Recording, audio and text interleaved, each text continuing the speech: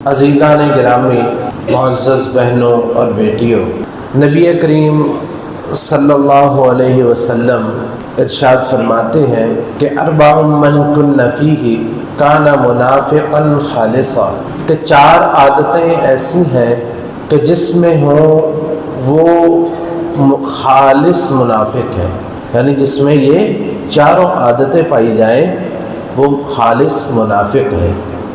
ومن كانت فيه خصلة منهن كانت فيه خصلة من النفاق، اور جس شخص میں ان چار خصلتوں میں سے ایک خصلت پائی جائے یا کچھ خصلتیں پائی جائیں تو اس میں اتنی خصلتیں نفاق کی پائی جاتی ہیں، حتیٰ یدعها، یہاں تک کہ وہ ان عادتوں کو، ان خصلتوں کو، ان بری صفات کو چھوڑ دیں۔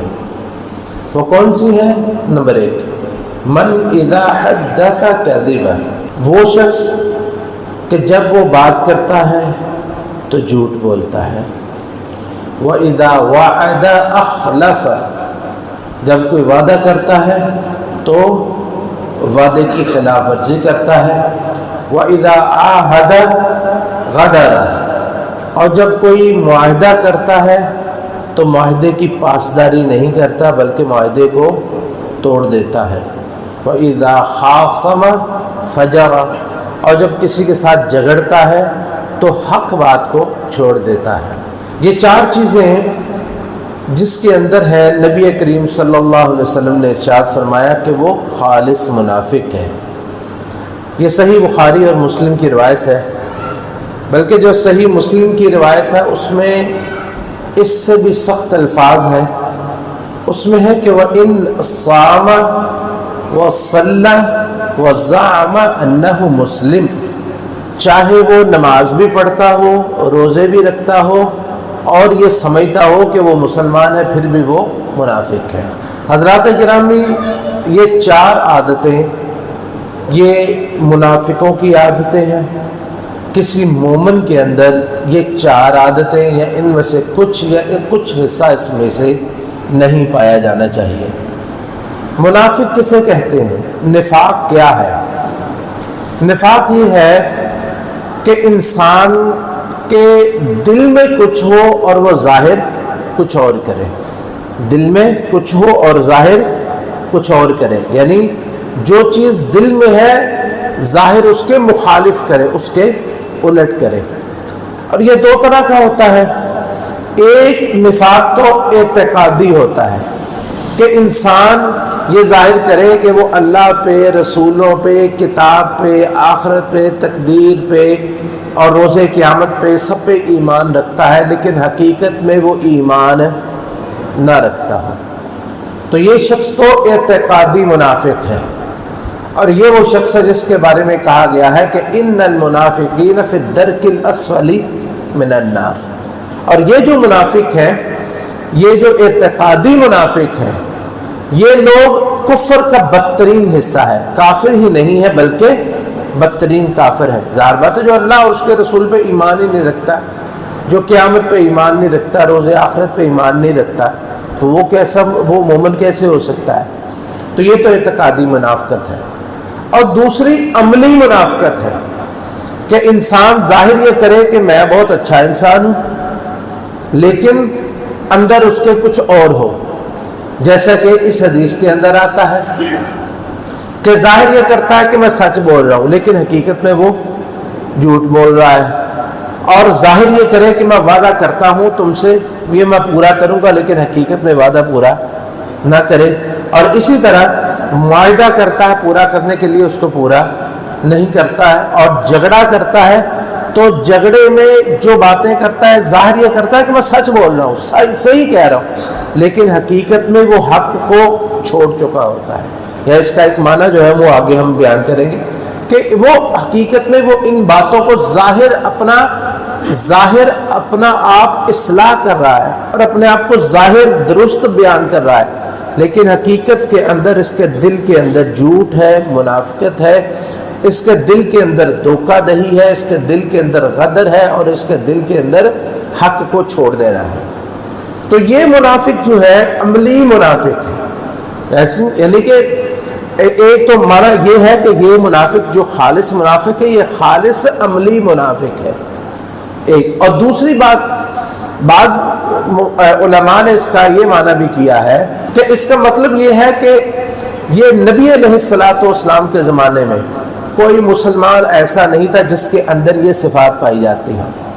صحابہ کرام حضرت انس رضی اللہ تعالیٰ عنہ کسی نے ان سے کوئی مسئلہ پوچھا, آپ نے بتایا تو وہ کہنے لگے کہ یہ بات سچ ہے. کہنے لگے بیٹا ہمیں پتہ ہی نہیں تھا کہ جھوٹ ہوتا کیا ہے.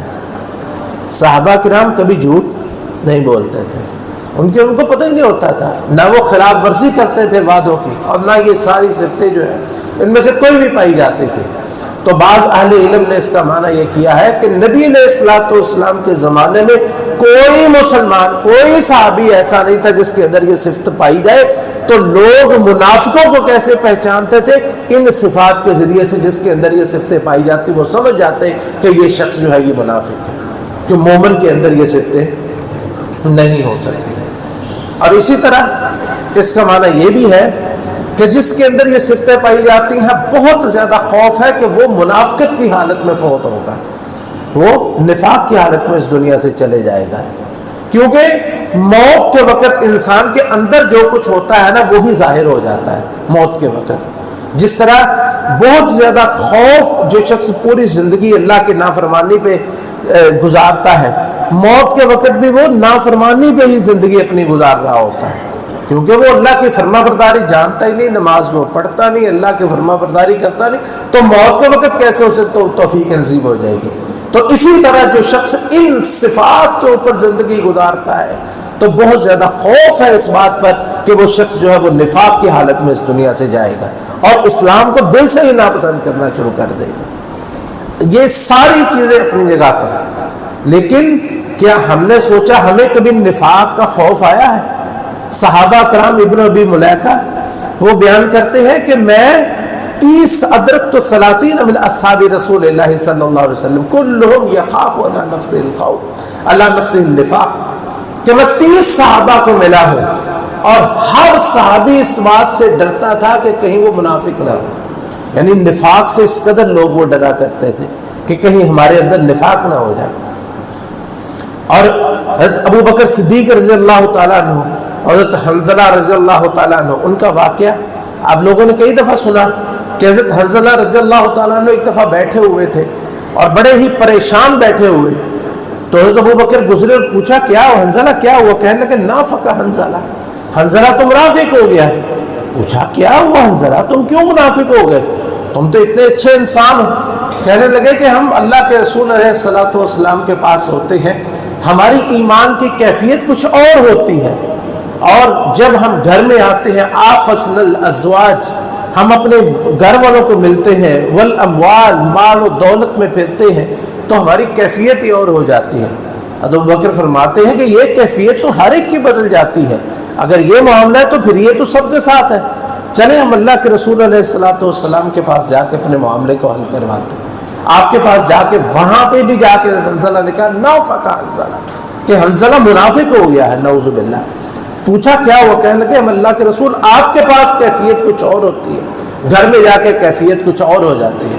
آپ نے فرمایا حنظلہ یہ وقت کی بات ہے, ورنہ اگر تم جس کیفیت میں میرے پاس ہو گھر میں بھی ایسے ہو تو آسمان سے فرشتے مسافہ کرنے کے لیے نازل ہو. یہ انسان کی کیفیتیں بدلتی رہتی ہے. لیکن بات کرنے کا مقصد یہ ہے کہ صحابہ کرام نفاق سے اتنا ڈرتے تھے.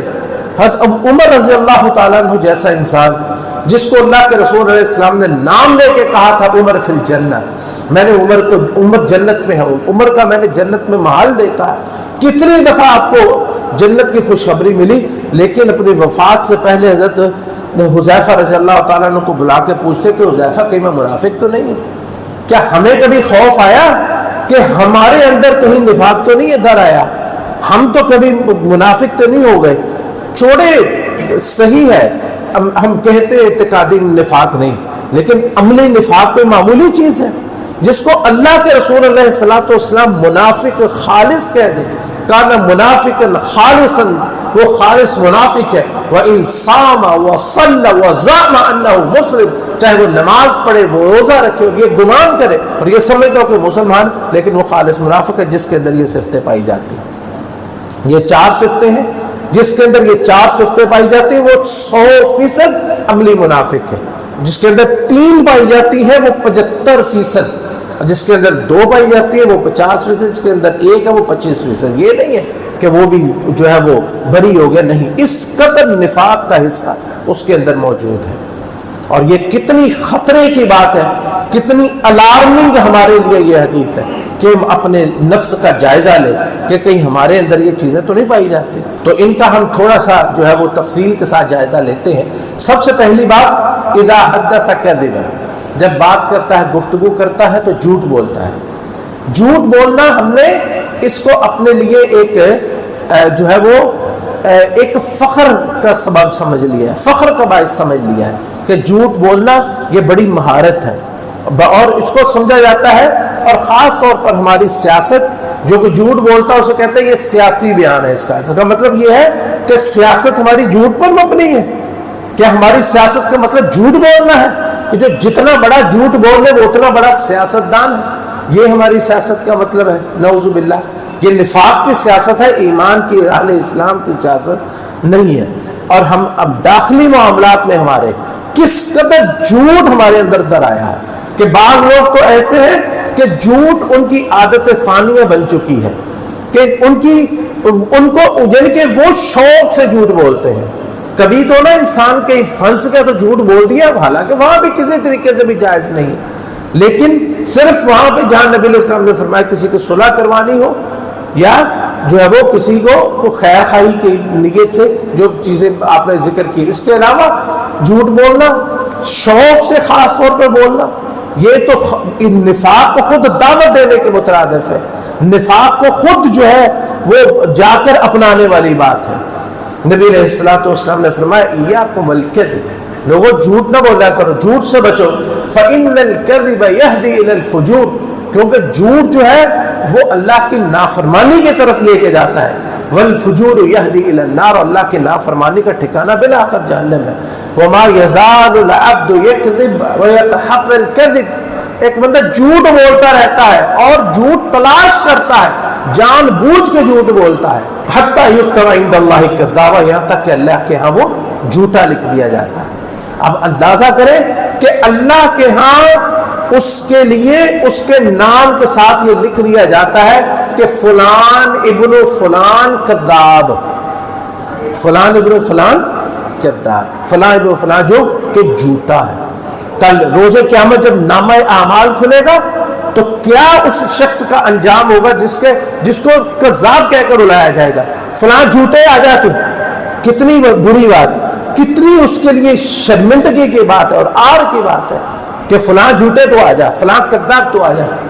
نبی کریم صلی اللہ علیہ وسلم کو جھوٹ اتنا ناپسند تھا، حضرت عائشہ صدیقہ رضی اللہ تعالیٰ نے فرماتی ہے کہ نبی علیہ الصلوۃ والسلام کو کوئی صفت اتنی بری نہیں لگتی تھی جتنی جھوٹ لگتی تھی، اور اگر آپ کو پتہ چل جاتا ہے کسی بندے کے بارے میں اس نے جھوٹ بولا ہے تو آپ اس کے ساتھ، آپ کے دل کبھی اس سے صاف نہیں ہوتا تھا، کبھی آپ اس سے جو ہے وہ صحیح طرح ملتے نہیں تھے، یہاں تک کہ آپ کو پتہ چل جاتا کہ اس شخص نے توبہ کر لی ہے۔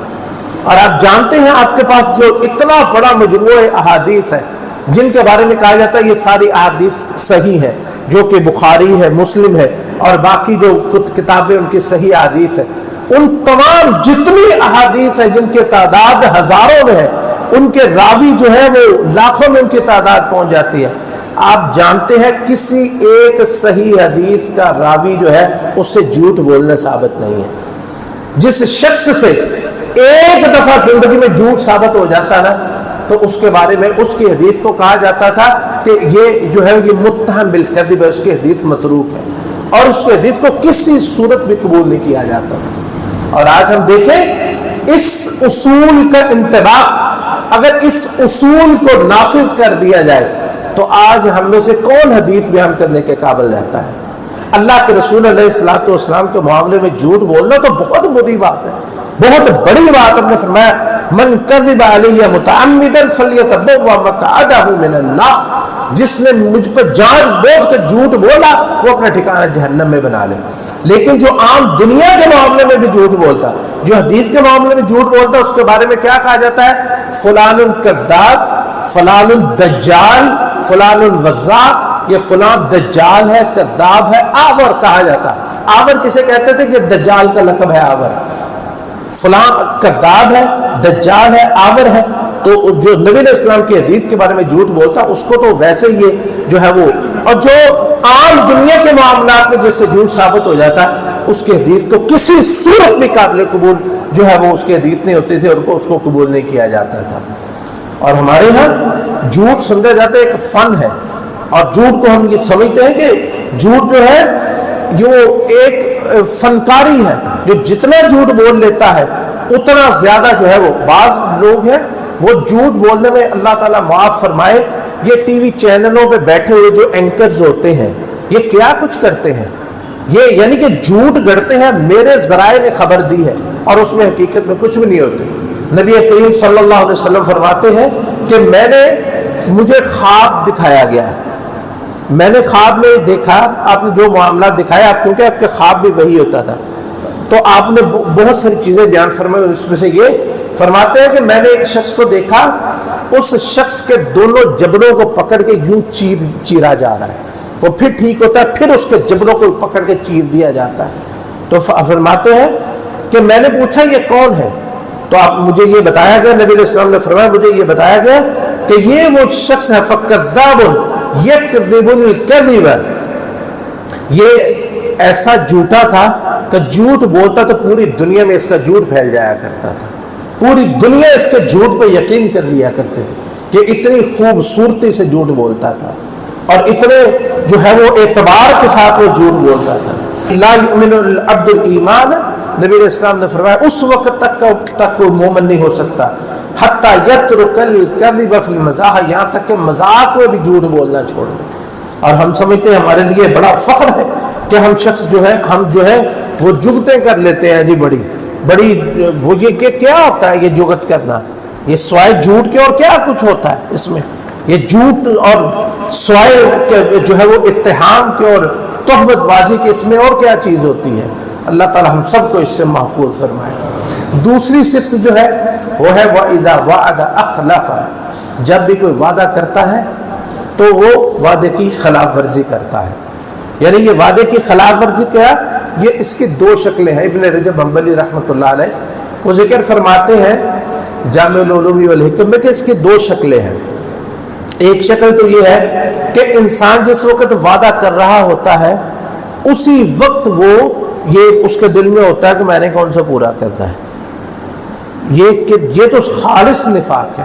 اور دوسرا یہ کہ وہ وعدہ کر لیتا ہے لیکن جب بعد میں کہتا ہے چلو کوئی بات نہیں، چلو کوئی بات نہیں، وہ دیکھتا ہے، یعنی بعض دفعہ ایسے ہوتا ہے کسی سے وعدہ کیا ہے کہ فلاں تاریخ کو میں تمہیں پیسے دوں گا، اور جب وقت آتا ہے تو پھر وہ شخص اگر بول گیا تو پھر جو ہے وہ دیکھا ہی نہیں، وہ جو آیا ہی نہیں، حالانکہ پتہ ہوتا ہے کہ میرا اس کے ساتھ میں نے وعدہ کیا۔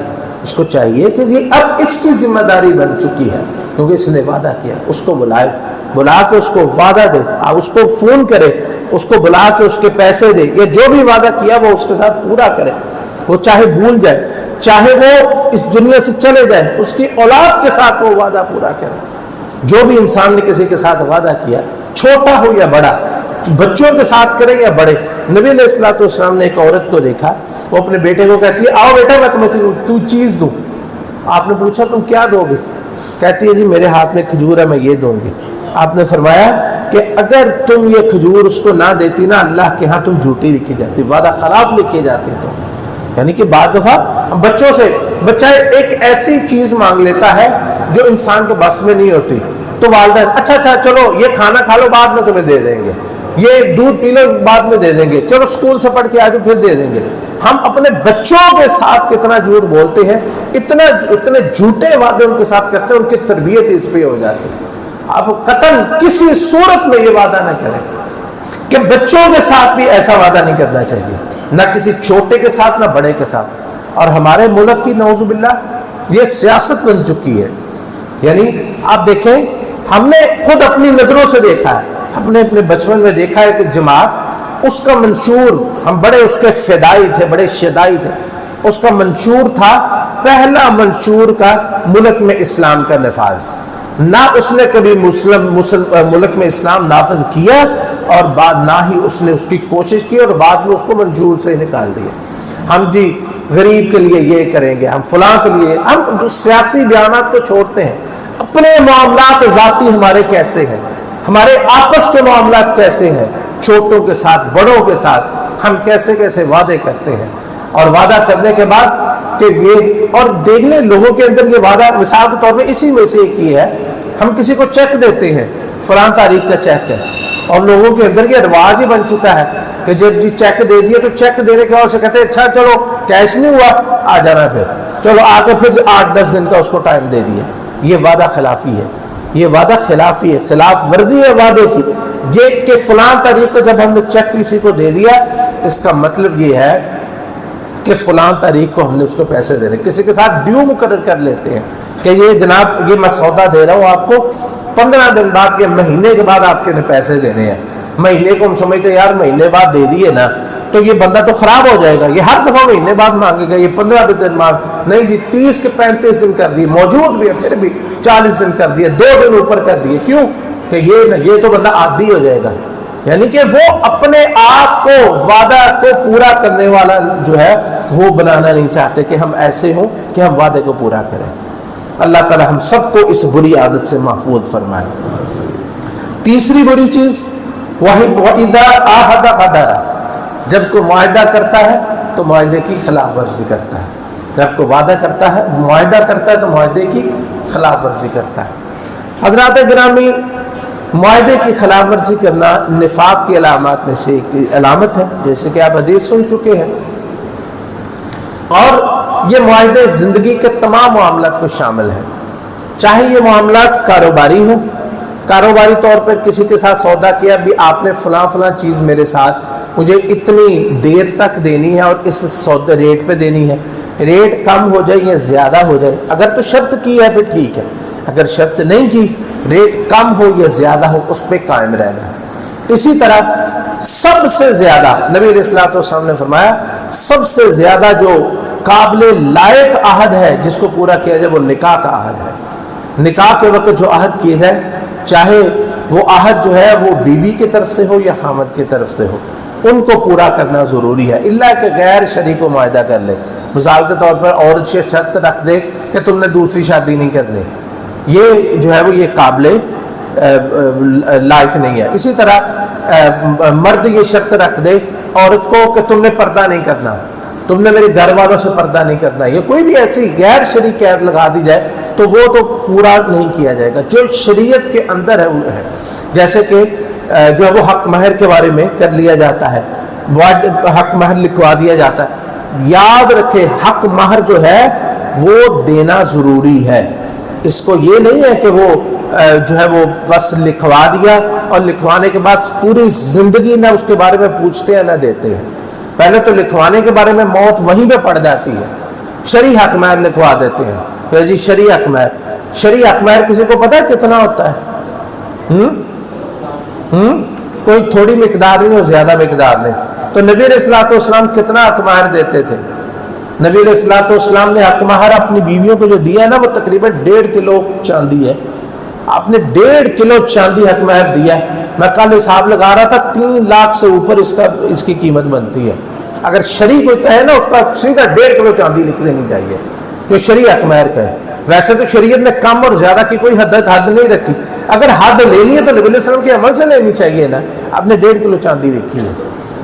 بہرحال یہ ایک ضمنی سی بات ہے, جتنا اس میں خرچہ کم ہو اتنا ہی بہتر ہے.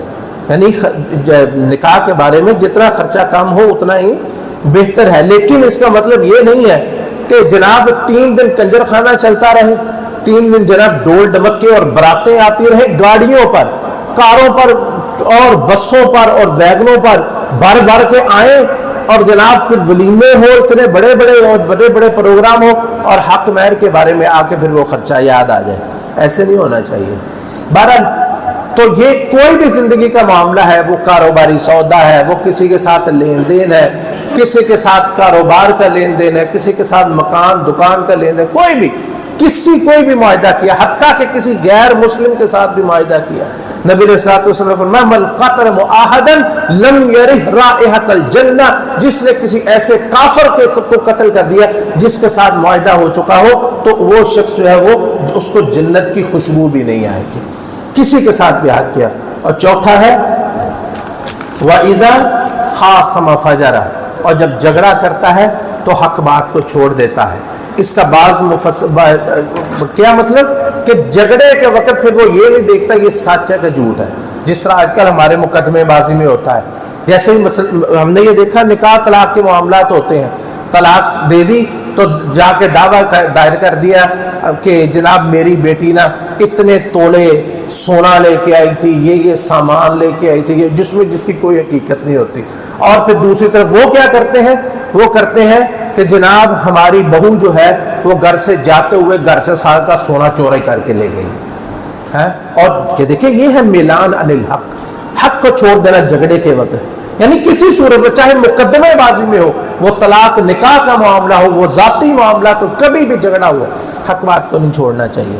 اور اس میں بعض اہل علم نے اس کا مطلب یہ بھی کیا ہے کہ اس کا مطلب یہ کہ جب جھگڑا کرتا ہے تو گالم گلوچ کرنا شروع کر دیتا ہے، یہ بھی حق کو چھوڑنے کے مترادف ہے، یہ بھی حق کو چھوڑنے کے اندر ہی آ جاتا ہے۔ اللہ رب العزت سے دعا ہے کہ اللہ تعالی ہمیں ان تمام نفاق کے صفات سے اللہ تعالی ہم سب کو محفوظ فرمائے اور ہمیں ایمان کی صفات نصیب فرمائے۔